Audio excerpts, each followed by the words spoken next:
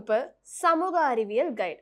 பாடத்தினை புரிந்து கொள்ள உரையாடல் வடிவில் ஸ்டடி மெட்டீரியல். விடைகளை ஞாபகம் வைத்துக் கொள்ள மெமரி டிப்ஸுடன் கூடிய பிராக்டிஸ் மேனுவல். தேர்வுக்கு இதிலிருந்து தான் கேள்விகள் வரும். 10ஆம் வகுப்பு படிக்கும் உங்கள் பிள்ளைகளுக்கு வாங்கி கொடுங்கள் Purandur books and guides. Touring talkies ரசிகர்களுக்கு வணக்கம். வாங்க லென்ஸ் நிகழ்ச்சிக்கு போகலாம்.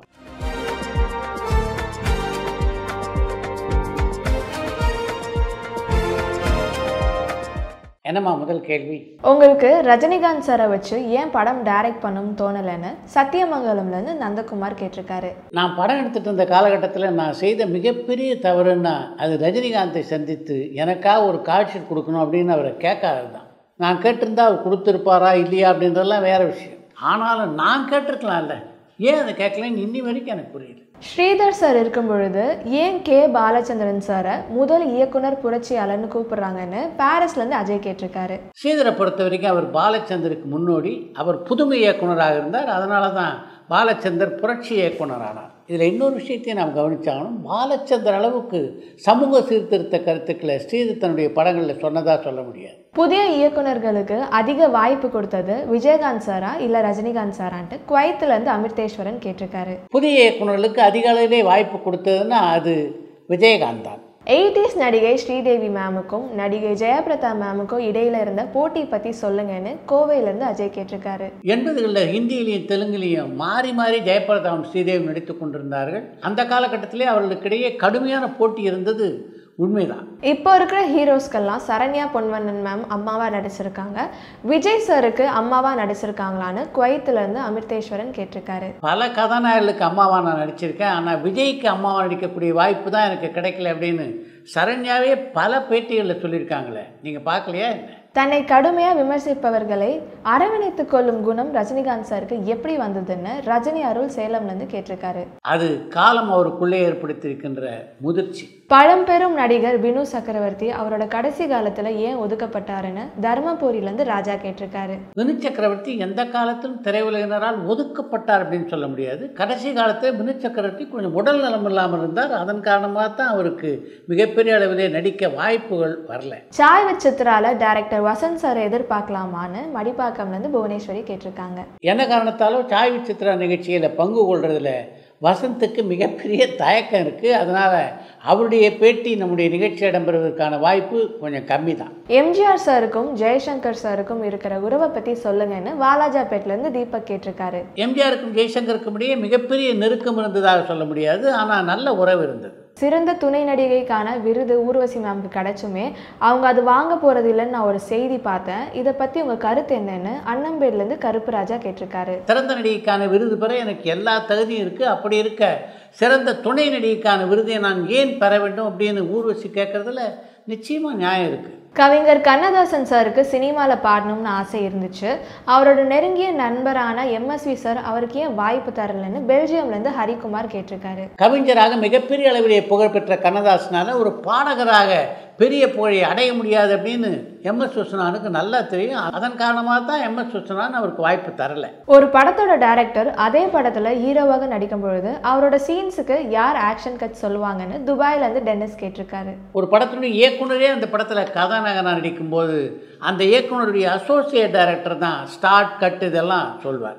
அதிகமான மியூசிஷியன்ஸை வச்சு உருவான பாடல் இது எங்கே நிம்மதியா இல்லை சுந்தரி கண்ணால் ஒரு செய்தியான்னு நியூசிலாண்ட்லேருந்து உமாசுதன் கேட்டிருக்காங்க. மிக அதிகமான இசைக்கலைஞர்களை வைத்து உருவாக்கப்பட்ட பாடல்னா அது புதிய பறவை படத்தில் இடம்பெற்றிருந்த எங்கே நிம்மதி என்ற பாடல் தான். MR ராதா சுட்டதுக்கு அப்புறம் எம்ஜிஆர் சார் ஏன் கேஸ் கொடுக்கல, அந்த காலத்தில் மக்கள் இந்த செய்தியை கேட்டு அமைதியாக இருந்தாங்களான்னு திருநெல்வேலியிலேருந்து விக்னேஷ் கேட்டிருக்காரு. எம்ஜிஆரை ஒருவர் சுட்டு விட்டார் என்ற செய்தி கேட்டு தமிழகத்தில் எப்படி மக்கள் சும்மா இருப்பாங்க? அந்த செய்தியை கேள்விப்பட்டது அன்றைக்கு தமிழகமே கொதித்தது என்பதுதான் உண்மை. அந்த சம்பவத்தை பொறுத்த வரைக்கும் காவல்துறையினரே MR ராதாவை கைது செய்து அவர் மேலே வழக்கும் தொடர்ந்து விட்ட காரணத்தினால்தான் எம்ஜிஆர் அவர் மேலே எந்த புகாரும் செய்யலை. தியாகராஜன் சார் டைரக்ஷனில் பிரசாந்த் நடிக்கிற படம் பேர் என்ன, அதை பற்றின ஏதாச்சும் அப்டேட் இருக்கான்னு தர்மபுரியிலேருந்து ராஜா கேட்டிருக்காரு. தியாகராஜனுடைய இயக்கத்திலே அடுத்து பிரசாந்த் நடிக்க இருக்கின்ற படத்துக்கு டைட்டில்லாம் இன்னும் வச்சதா தெரியல. VK ராமசாமி சார் எம்ஜிஆர் மற்றும் சிவாஜி அவர்களை வச்சு படம் தயாரிச்சிருக்காங்களான்னு சென்னையிலேருந்து சந்தனகுமார் கேட்டிருக்காரு. ஆரம்பத்தில் தன்னுடைய நண்பரான AP நாகராஜனுடன் இணைந்து மக்களை பெற்ற மகராசி அப்படின்ற படத்தை தயாரித்தார் வி.கே. ராமசாமி. அதில் சிவாஜி கணேசன் தான் கதாநாயகன். அதற்கு பின்னாலே வி.கே. ராமசாமி தனியாக சிவாஜி வைத்து எடுத்த படம்னா அது செல்வம் என்ற திரைப்படம். அந்த படத்தை இயக்கியவர் கே.எஸ். கோபாலகிருஷ்ணன். நடிகை மாதவிக்கு போட்டியாளர் யார்? அவரோட நட்சத்திர அந்தஸ்து மற்றும் சாதனை பற்றி சொல்லுங்கன்னு அஜய் கோவையிலேருந்து கேட்டிருக்காரு. அந்த காலகட்டத்தில் மாதவிக்கு போட்டி அப்படின்னு யாரையும் சொல்ல முடியாது. தனக்கென ஒரு பாதையை வைத்துக்கொண்டு அந்த பாதையிலே பயணம் செய்து கொண்டிருந்த நடிகை தான் மாதவி. டிக் டிக் டிக் என்ற திரைப்படத்தில் அவரோடு இணைந்து பணியாற்றக்கூடிய வாய்ப்பு எனக்கு கிடைச்சது. அவரை பொறுத்த வரைக்கும் தெரோ ப்ரொஃபஷனல் அப்படின்னு தான் சொல்லணும். இயக்குனர் ஒரு காட்சியை சொன்னார்னா அந்த காட்சியை அப்படியே உள்வாங்கி கொண்டு எந்த ஆட்சேபனையும் தெரிவிக்காமல் அப்படியே நடிக்கக்கூடிய ஒரு அற்புதமான நடிகை தான் மாதவி. நடிகர் விஷ்ணு விஷாலுக்கு படம் இல்லாத பொழுது அவர் தம்பியை வச்சு படம் தயாரிக்கிறதுக்கான ரகசியம் என்னன்னு அரந்தையிலேருந்து சேகர் கேட்டிருக்காரு. விஷ்ணு விஷாலுக்கு படம் இல்லை அப்படின்னு உங்களுக்கு யார் சொன்னது அப்படின்னு எனக்கு தெரியல. விஷ்ணு விஷால் இப்போது 2 திரைப்படங்கள் நடித்துக் கொண்டிருக்கிறார். புதிதாக 2 திரைப்படங்கள் நடிக்க ஒப்பந்தமாயிருக்கிறார். உதயநிதி மகன் இன்பநீதி படத்தில் நடிக்க போறதா ஒரு செய்தி வந்திருக்கு. இது உண்மையா? அண்ட் இந்த படத்தை யார் டைரக்ட் பண்ண போறாங்கன்னு திருநெல்வேலியிலேருந்து விக்னேஷ் கேட்டிருக்காரு. இன்பநீதி திரைப்படங்களில் நடிக்கப் போவதாக செய்திகள் வெளிவந்து கொண்டிருந்தாலும் அதிகாரப்பூர்வமாக அதை பற்றி அறிவிப்பு எதுவும் வெளியாகவில்லை.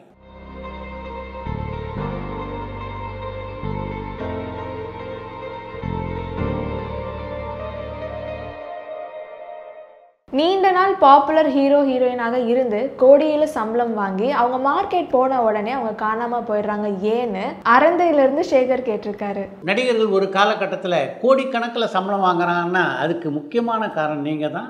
அப்படி கோடிகளிலே சம்பளம் வாங்குகிற நடிகர்கள் ஒரு காலகட்டத்தில் பாதாளத்துக்கு போகிறாங்கன்னா அதுக்கு காரணம் நீங்கள் தான். உங்களுடைய ஆதரவு இல்லாதனால்தான் அந்த நிலைக்கு அவர்கள் தள்ளப்படுகிறார்கள்.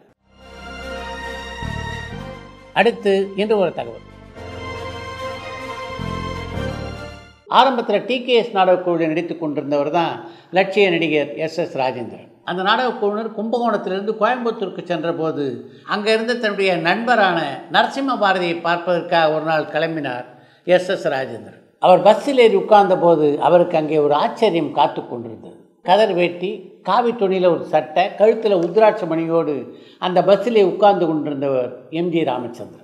எம்ஜிஆர் அப்போதே சின்ன சின்ன வேடங்களில் பல படங்களில் நடிச்சிருந்ததுனால அவரை அடையாளம் கொண்ட எஸ்.எஸ். ராஜேந்திரன், அண்ணே வணக்கம், என் பேர் எஸ்.எஸ். ராஜேந்திரன் என்று தன்னை அவரிடம் அறிமுகப்படுத்தி கொண்டார். உங்கள் நாடகங்களையெல்லாம் நான் பார்த்துருக்கேன், நல்லா நடிக்கிறீங்க என்று அவரை பாராட்டி எம்ஜிஆர் நாடக வாழ்க்கை எப்படி இருக்குது என்று எஸ்.எஸ். ராஜேந்திரனை பார்த்து கேட்டபோது புலம்பத் தொடங்கினார் எஸ்.எஸ். ராஜேந்திரன். அதை என்ன கேட்குறீங்க, எக்கச்சக்கமான கட்டுப்பாடு.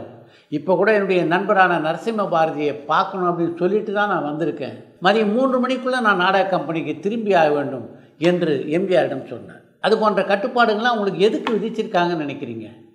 உங்களுக்கு நல்வாழ்க்கையை அமைத்து கொடுப்பதற்காக தான் அது மாதிரி கட்டுப்பாடுகள். நானும் நாடகக்குள்ளேருந்து வந்தவன் தான். உங்களை மாதிரி பல கட்டுப்பாடுகளை நானும் எதிர்கொண்டிருக்கிறேன். அதெல்லாம் தாண்டி தான் இன்றைக்கி நான் இந்த இடத்துக்கு வந்திருக்கேன். அதனால் அந்த கட்டுப்பாடுகளை பற்றியெல்லாம் யோசிக்காதீங்க. வாழ்க்கையில் ஒருத்தர் முன்னேறணுன்னா கண்டிப்பு, கட்டுப்பாடு 2 அவசியம். இதில் மனசில் வச்சுக்க மறக்காதீங்க என்று எஸ்.எஸ். ராயனுக்கு அறிவுரை கூறினார் எம்ஜிஆர். எஸ்.எஸ். ராயனுக்கும் எம்ஜிஆருக்கும் அந்த பஸ்ஸிலே தொடங்கிய அந்த நட்பு அப்படின்றது எம்ஜிஆர் முதல்வரானதுக்கு பின்னாலேயும் நீடித்தது என்பது தான் மிகப்பெரிய விஷயம். இத்துடன் இன்றைய லஞ்ச் நிகழ்ச்சி நிறைய பெறுகிறது. மீண்டும் அடுத்த லஞ்ச் நிகழ்ச்சியிலே சந்திப்போம். இந்த கொம்பன் நம்ம அது கொம்பியா பாண்டியனை முத்தியா தான் ஹீரோ அப்படின்னு நினச்சி கமல் சார் கண்டி பண்ணப்பட்ட கதை சார். அப்படியா?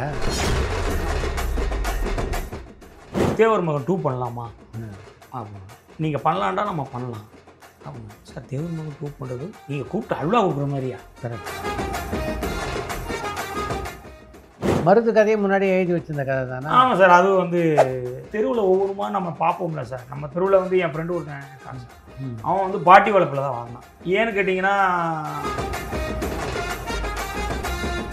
பரபரப்பான சினிமா செய்திகள், நட்சத்திரங்களின் பேட்டிகள், சினிமா வரலாறு ஆகியவற்றை பார்க்கவும் படிக்கவும் உங்களுக்கான இணையதளம் touringtalkies.co.